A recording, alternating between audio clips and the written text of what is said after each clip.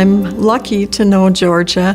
I met her through the Siouxland Samplers Quilt Guild in Sioux City, probably about 8 or 9 years ago. She and her daughter joined, and they were so excited about quilting, mainly to make charity quilts, to give to disadvantaged children and children that are going through tough times. Georgia's a real giving person, and she likes nothing better than to make little children happy or adults happy. Last year, when Georgia was 89 and very ill, she had to go to a nursing home and leave her apartment for a couple of months. And instead of feeling sorry for herself, she wanted to keep busy. So she started making crocheted bags out of yarn that the nursing home residents could use on their walkers so they could carry things with them and didn't have to use the plastic grocery bags. Well, then she remembered the children at the Shriners Hospital. It's the Texas Scottish Rite Hospital in Dallas. It's an orthopedic hospital, and the children come and go and they have surgery, and many of them have walkers. So she decided to put purpose to her life and make some really pretty little things that she could send to these children. She had been there years ago when her daughter was a patient there, and she had seen the children and how courageous they were. And Georgia got a letter from the hospital recently at how much appreciated these bags were, and she wanted to send a package off and make sure the children had them for Easter.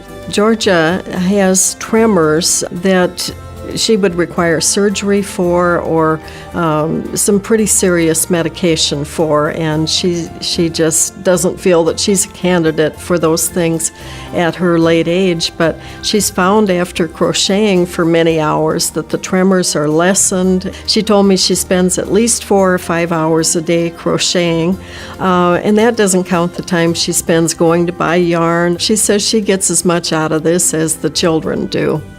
Here's an example of the pretty work that Georgia does. She likes all of them to be different. She embroiders, she crochets, and she buys the nicest buttons she can find. Here's another example of a project Georgia designed and made to give out. These were intended for the homeless individuals at the warming shelter. I was surprised to get a call from Georgia recently. She doesn't call me for help very often, but she needed my help. She wanted to hem some sheets for the local warming shelter.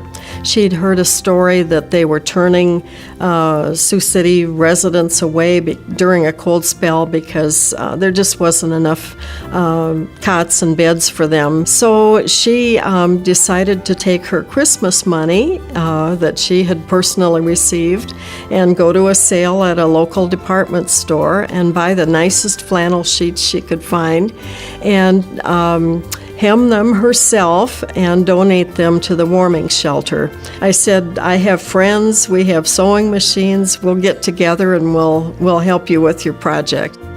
I received a call asking if we could use sheets, and we said most definitely we could use them because of the bunk beds and the mattresses. And a short time later, I received a call and saying that the sheets were ready and when could we drop them off. The sheets are important to our residents because it creates a more home-like environment for the people there.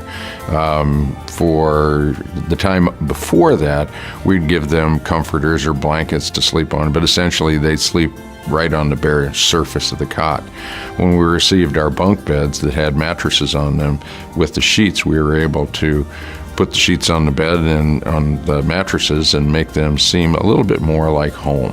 And for the people that are there that have absolutely nothing, it brought home the fact that somebody out there really cares about them and wants them to have a good life and a good future.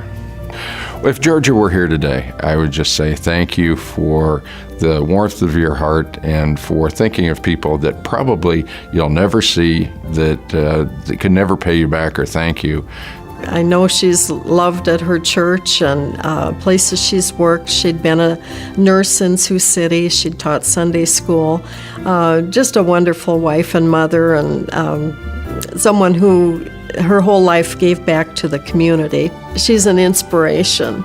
She doesn't want to take credit for all of the good things that she does, but I said, for example, like the warming shelter project wouldn't have happened if it wouldn't have been for her. She's the one that got the whole thing going. So I love talking to her. I love hearing her stories, and she's an inspiration to me and all of my friends to use our talents and our time to help other people.